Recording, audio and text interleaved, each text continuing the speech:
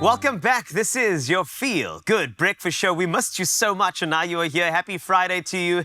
And we have to welcome a culinary powerhouse. The name that will stick with you forever, you might sing it, is Tina. Long. A passionate cook whose journey in MasterChef SA Season 5 has come to an end. Sadly, I might add. She captivated viewers and the judges, describing her as one of this season's best cooks. I would thoroughly agree, but ultimately faced the tough reality of elimination. We all have to do that sometime. Let's find out how Tina feels about that. She is on the psychology couch of Expresso. Hi, Tina. Welcome. Hi, Carl. How are you feeling? Much better. Okay. Thank you. You've had time to process. Yes, it was a bit of a PTSD, I must admit. I don't think I could cook another Italian meringue for a very long time. Or see anything split in front of me again. Oh, yes. Oh, the split. You know, that's like the big MasterChef thing is when something like that is so out of your control in a way that you feel like, it's like almost like you didn't make the mistake, you know. Yeah. I got you. It's like that. Thank you. But, you know, in your final challenge, I think it was a really, really tough one, and you had to draw some inspiration from somewhere to make it happen. So where did the inspiration come from?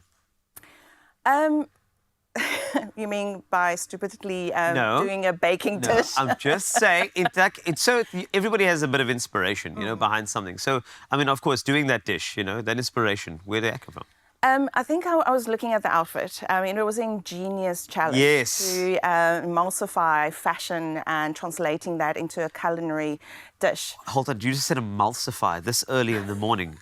I'm proud of you. Oh, thank you. That is just, you made a That's vinaigrette. how we think, you know, made a the vinaigrette cooks. of the words. I like that. Yeah, Thank you. That's good. So you had to connect, yeah? Yeah, so to translate that into a dish was really brilliant. So I'm very glad that I got to got eliminated from such an ingenious challenge, and you know, going out in style.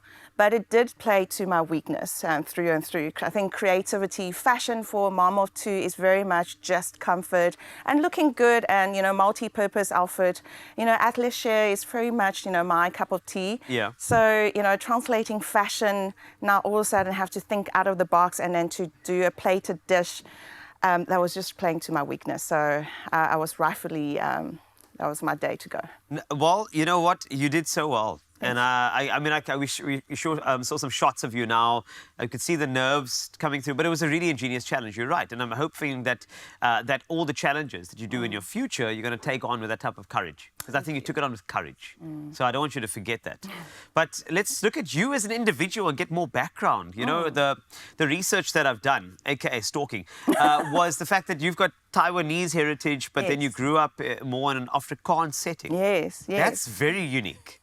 So, born in Taiwan, immigrated here when I was 8. Yes. And I stayed with Afrikaans household, and mommy, being very Afrikaans, actually taught me how to cook. So I actually learned how to make a potjie, tomato breedy, babooti, before I even know how to make a dumpling or a bao.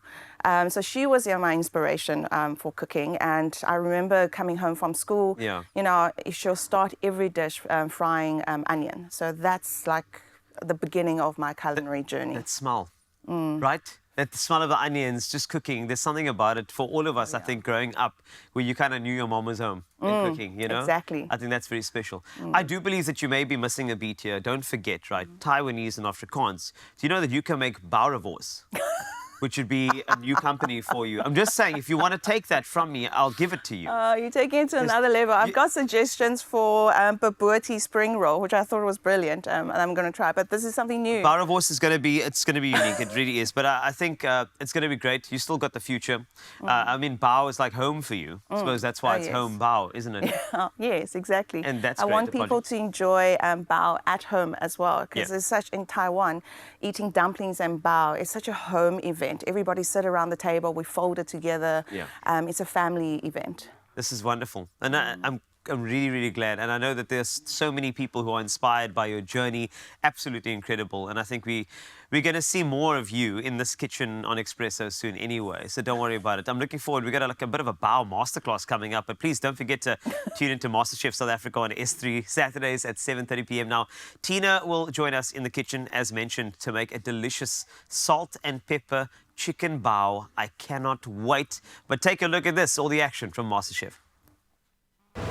Welcome to your first team challenge, the winning team will be safe from next week's elimination. So you know the expression, too many cooks? Organized chaos is not fun. The guests are here, guys. The guests are here. Now it's just coming down to trust. It better not be overcooked. We're going to make it. We ride together, we die together. MasterChef South Africa, every Saturday on S3 at 7:30.